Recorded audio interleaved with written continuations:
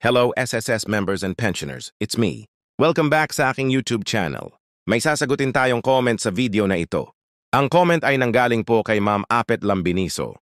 Hi ma'am, sabi niya, hello po. Pwede pong malaman ano ang mga rules ng SSS sa mga pensioner. Kaya sa video na ito guys, yan po ang ating pag-uusapan. Ano ang mga rules ni SSS sa kanilang mga SSS pensioners? Pero ang video ko na to guys, mag-focus lang po tayo.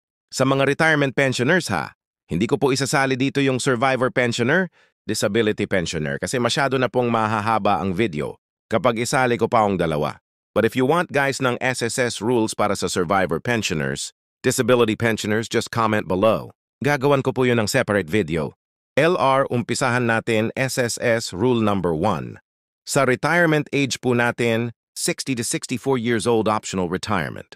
65 years old naman ay compulsory retirement.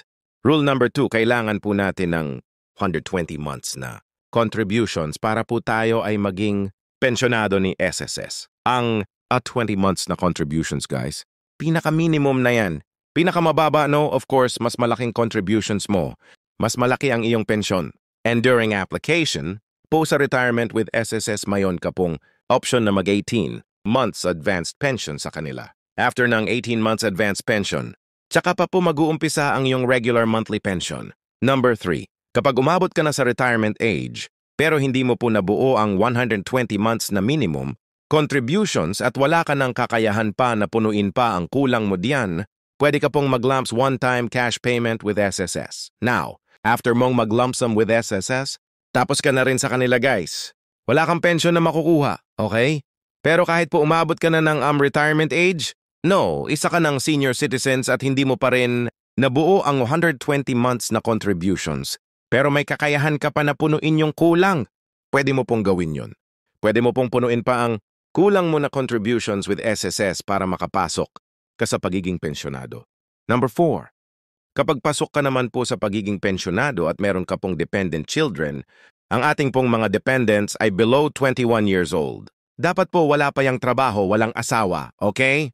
Kapag meron ka pong dependents, so pasok po sila sa dependents pension.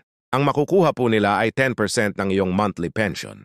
For example, ikaw pensioner, ang computation sa iyong monthly pension ay 5,000. So ang 10% ng 5,000 ay PH. So kapag meron kang dependent children, makaka-receive po each ng 500. Ang maximum po nating dependent sa SSS ay 5, so is each sa kanila ay makaka-receive po ng 500. 500. Number 5, mag-stop po ang dependent pension once na nag-reach na po yan sila ng 21 years old or kahit hindi pa yan sila umabot ng 21 years old guys pero nag-asawa na, nagtrabaho na, ma-stop po ang kanilang dependence pension. Okay? Para naman po doon sa may mga PWD, no mga disabled po na dependents. Kahit po ma-reach nila ang 21 years old, hindi po mag-stop. Yan, pasok pa rin po sila sa inyong pagiging dependence pension.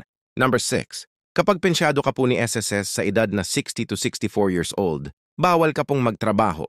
Dahil po kapag nakita ni SSS na hulugan ulit ang iyong SSS contributions, isususpend po ni SSS ang iyong monthly pension. Dahil ang 60 to 64 years old guys ay optional retirement lang yan. Okay? Not unless po. Maliban na lang.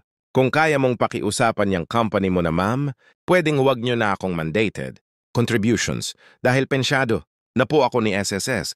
Pero kung mangyari, man guys na nagtrabaho ka ulit, no? Wala ka pang 65, pensyado ka na at nagtrabaho ka ulit tapos na-suspend ni SSS ang iyong monthly pension at mag-retire ka ulit, magkakaroon lang po ng recomputation sa SSS. Mag-reapply ka sa retirement dahil magkakaroon po ng recomputation sa SS dahil doon sa mga bago mong contributions sa SSS. Okay? Number 7, kapag tensyonado ka naman at the age of 65 years old, so ang 65 years old ay compulsory. Retirement na yan, no. Kahit may trabaho ka or wala, tuloy-tuloy po ang iyong monthly pension na matatanggap sa SSS number 8. Ang ating mga retirement pensioners ay makakapag-avail po ng SSS pension loan. Number 9, ang ating mga SSS pensioners ay makaka-receive po ng 13th month pension every December. Number 10, a CUP compliance or annual confirmation of pensioners.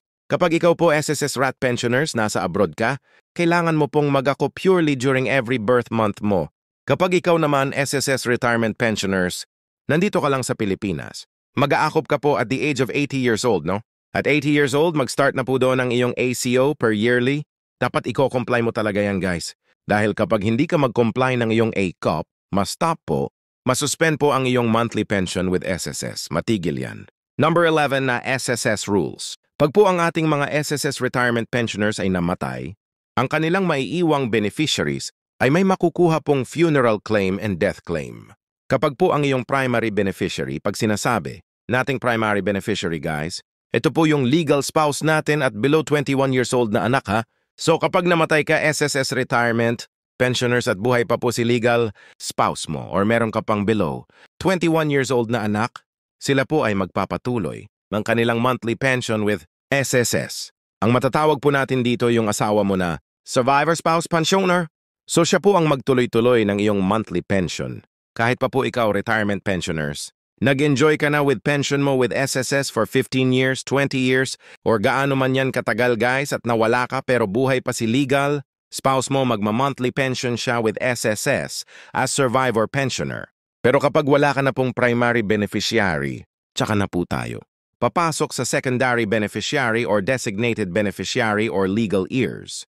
Alin man diyan sa tatlo ang buhay pa. Pero papasok din po dito ang 5-year guaranteed period. Tandaan nyo guys, pagdating po pag namatay po yung SSS retired pensioner, ang primary beneficiary siya lang talaga yung magma-monthly pension. Pagdating na sa pagwala ng primary, nandito na tayo sa secondary, designated or legal heirs. Itong tatlo na to guys. Lump sum na lang to pero depende pa yan kung may makukuha. Dahil papasok na po dito ang 5-year guaranteed period ng ating mga SSS retirement pensioner.